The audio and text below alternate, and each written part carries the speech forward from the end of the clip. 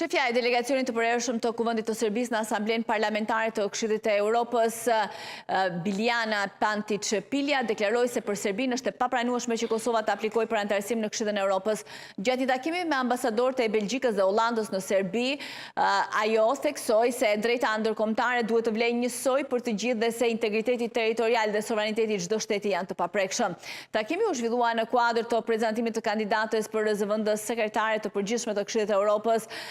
i cila shprehu pritjen se kushdo që zgjidhet në këtë funksion të respektojë në mënyrë konsekuente të drejtën ndërkombëtare. Ajo theksoi gjithashtu se delegacioni serb është aktiv në Asamblenë Parlamentare të Këshillit të Evropës, por paralajmëroi për mungesë dialogu mes disa shteteve anëtare që sipas saj paraqet sfidë për funksionimin e organizatës. Jo të gjitha vendet kanë mundësi të marrin pjesë në mënyrë të barabartë punën e Këshillit të Evropës për shkak të pezullimeve ose largimeve të disa shteteve, gjë që e vështirëson funksionimin në cilësinë e dialogut ndërshtetëror, thuhet në deklaratë, në fakt duke ju referuar kështu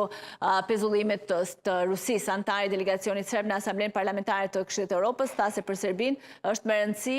drejtimi i bashkëpunimit të ardhshëm në rast se kandidatja e propozuar zgjidhet në këtë post. Nga ana tjetër, ambasadori belg vlerësoi bisedën e hapur dhe deklaroi se pavarësisht të dilemave dhe qëndrimeve lidhur me Kosovën, ekziston hapësirë për përmirësim të dialogut dhe mirëkuptim të ndërsjellët.